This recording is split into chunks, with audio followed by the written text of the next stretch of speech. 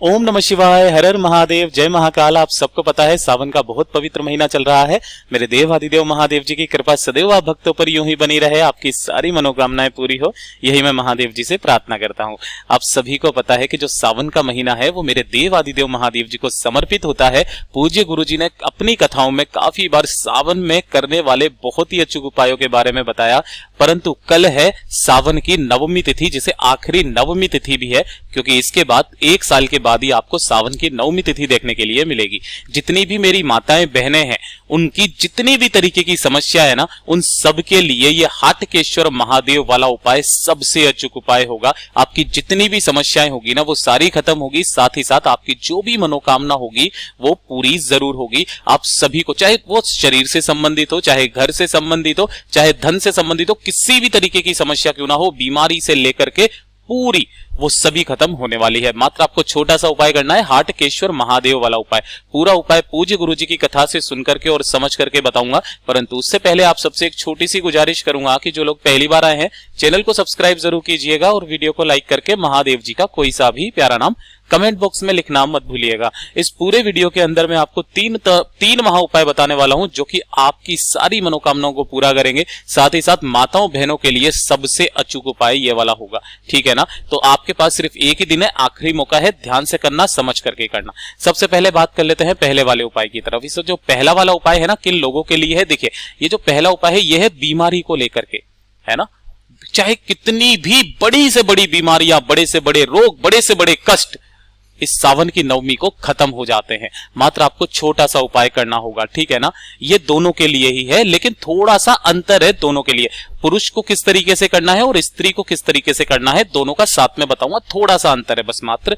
देखिए आपको करना क्या होगा, महादेव जी के मंदिर शिवलिंग पर जाना है, ठीक है ना। ये वाला उपाय सिर्फ आप मंदिर के दिन कर सकते हो। श्रावण मास की नवमी के दिन, चाहे शुक्ल पक्ष की हो चाहे कृष्ण पक्ष की हो, आपको नवमी के दिन यह वाला उपाय करना है। तो आपको लेकर के क्या जाना है, देखिए आपको लेना होगा 1 लोटा शुद्ध जल, अपने घर का ताजा जल ले लेना, ठीक है ना, अपने घर का शुद्ध जल, और साथ ही साथ ले लेना दुर्वा। अब भैया दुर्वा कितनी लेनी है, तो गुरुदेव ने बताया था इस वाले उपाय में आपको 7 दुर्वा लेनी है। कितनी दुर्वा लेनी है, 7 दुर्वा। तो 7 दुर्वा और 1 लोटा शुद्ध जल लेकर के सुबह जाना चाहो सुबह चले जाओ, शाम को जाना चाहो शाम को चले जाओ, पहुंच जाना मेरे देव आदिदेव महादेव जी के मंदिर शिवलिंग के पास। लेकिन उससे पहले क्या करना ना, वो जो 7 दुर्वाएं हैं उनका इस तरीके से एक गट्ठर बना लेना, ठीक है ना। और आप पहुंचेंगे महादेव जी के मंदिर शिवलिंग के पास में। जैसे ही आप यहां पर पहुंचेंगे तो उत्तर दिशा यानी कि नॉर्थ डायरेक्शन की तरफ मुंह करके आपको खड़े हो जाना है ना। अब ध्यान से सुनना, दोनों के लिए अलग अलग है। यहां पर आपको करना क्या होगा, सबसे पहले 1 लोटा शुद्ध जल मेरे देव आदिदेव महादेव जी को समर्पित करना होगा। जितने भी पुरुष मेरे भाई हैं उनको आपको नाम का स्मरण करना है, हाटकेश्वर महादेव का, ठीक है ना। हाटकेश्वर महादेव जी का स्मरण करना है और उसके बाद में 1 लोटा शुद्ध जल आपको समर्पित कर देना है।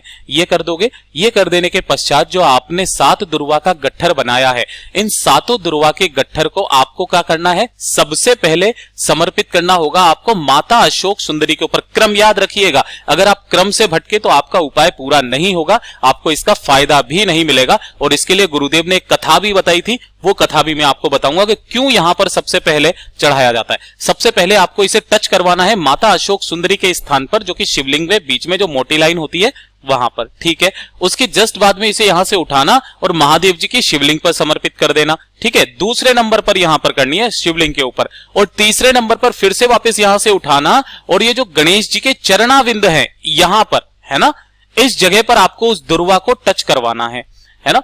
टच करवाने के बाद में आपको उसे उठा करके महादेव जी से जो भी आपको बोलना है अपनी बीमारी के लिए, उसके बारे में कामना करके और उसे लेकर के अपने घर पर आ जाना है।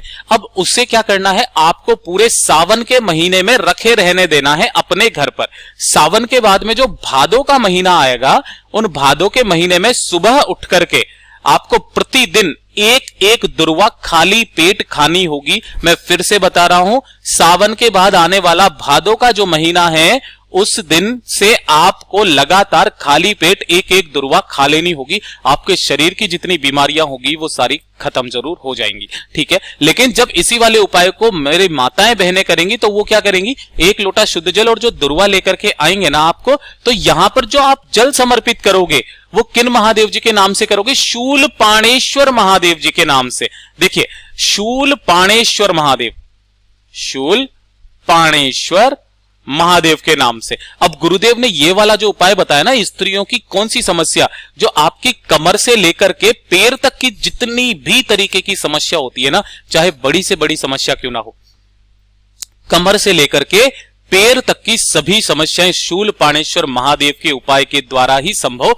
हो सकती है। आपको भी सेम इसी तरीके से उपाय करना है, लेकिन जो आपको करना है वो शूलपाणेश्वर महादेव के नाम से करना होगा। इसी तरीके से आपको दुर्वा भादों के महीने में प्रतिदिन सुबह के समय खाली पेट आपको खानी होगी। 7 दुर्वाएं हैं, 7 दिन खानी है, और फिर देखिएगा आपके शरीर में क्या, आपके पेट की सारी बीमारियां खत्म और कमर से नीचे की सारी बीमारियां खत्म जरूर हो जाएगी। इसके लिए गुरुदेव ने कथा बताई थी। ऐसा क्यों? देखिए, जो उदर की समस्या, पेट की समस्या, कमर की समस्या होती है ना, उसके लिए आपको सबको पता है गणेश जी भगवान जो थे उनको दुर्वा भेजी गई थी माता अशोक सुंदरी के साथ में। मतलब कि महादेव जी ने माता अशोक सुंदरी को दुर्वा दी थी और उस दुर्वा के लिए बोला था कि आपको गणेश जी को देना है। जब गणेश जी ने बहुत सारा भोजन खा लिया था, है ना, कुबेर जी के यहां पर जब वो खाना खाने के लिए गए थे तो उनका घमंड उतारने के लिए बहुत सारा खाना खा लिया था। तो वो खाना पचाने के लिए, ताकि उनके पेट में कुछ गड़बड़ी ना हो जाए, महादेव जी ने, भोलेनाथ जी ने माता अशोक सुंदरी के द्वारा वो दुर्वा भिजवाई थी। तब से ये क्रम चला हुआ आ रहा है, और इसका जो प्रमाण है ये आपको पुरुषोत्तम मास की कथा में मिल जाएगा, स्कंद पुराण में मिल जाएगा, विष्णु पुराण में मिल जाएगा, लिंग पुराण में मिल जाएगा, शिव पुराण में मिल जाएगा। इतना अचूक उपाय है ये, तो इसे जरूर कीजिएगा। अब बात कर लेते हैं आज के इस वीडियो के सबसे आखिरी और सबसे स्पष्ट उपाय के बारे में, जो कि आपकी धन प्राप्ति को लेकर के होगा।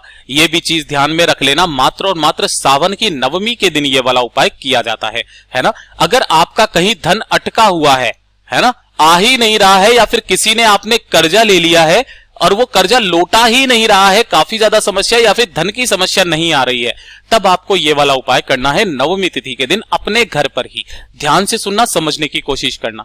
आपको इस तरीके से एक बेल का फल कहीं से भी लेकर के, ढूंढ करके अपने घर पर लेकर के आना होगा। अगर ये सूखा है तो बहुत अच्छी बात है, तो सूखा बेल का फल आपको कहीं से भी ढूंढ करके लेकर के आ जाना है ना। किस दिन? नवमी तिथि के दिन। और इसके टुकड़े कर लेना।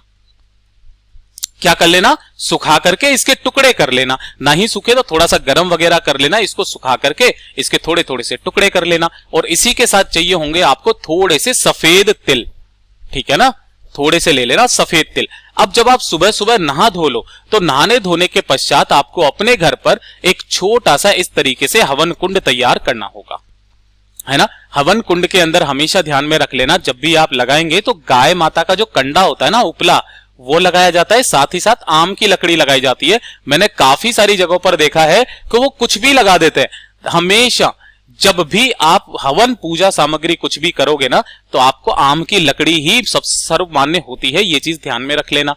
इस तरीके से आपको हवन कुंड बना लेना है। छोटा हो तो कोई दिक्कत नहीं है, आपको अपने घर के हिसाब से कर लेना है। यहां पर बैठ करके उत्तर दिशा की तरफ आपको मुंह करना है, और जो बेल के फल हैं उसकी आपको 8 आहुतियां इसमें देनी है। ओम नमः शिवाय, श्री शिवाय नमस्तुभ्यम का स्मरण करते हुए।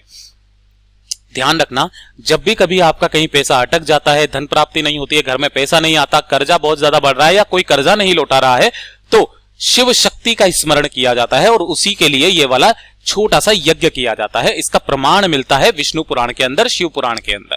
ठीक, तो देखिए, आपको 8 आहुतियां उस बेल के फल की देनी है इसी के अंदर। ओम नमः शिवाय, श्री शिवाय नमस्तुभ्यम का स्मरण करते हुए। सिंपल भाषा में यहां तक समझ में आया। अब जो नवी आहुति है, उस नवी आहुति में आपको करना क्या है कि जो आप बेल का फल लोगे, है ना, जिसका टुकड़ा लोगे, इसी के साथ में थोड़े से ले लेना सफेद तिल, ठीक है, और उसकी आहुति आपको देनी है। लेकिन यह चीज ध्यान रखना, जब भी आप आहुति दें तो उससे पहले आपका जो पैसा नहीं लौटा रहा है उसका नाम बोलना। अगर आप उसका नाम नहीं जानते हो तो अज्ञात व्यक्ति का स्मरण करते हुए, या फिर धन प्राप्ति नहीं हो रही है तो उसका स्मरण करते हुए आपको इसमें नवी आहुति देनी है सफेद तिल के साथ बेल के फल की।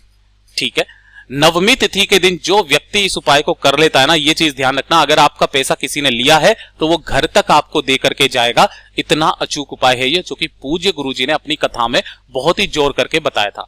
जैसा उन्होंने बताया वैसा ही आसान भाषा में आपको बताने का संपूर्ण प्रयास किया।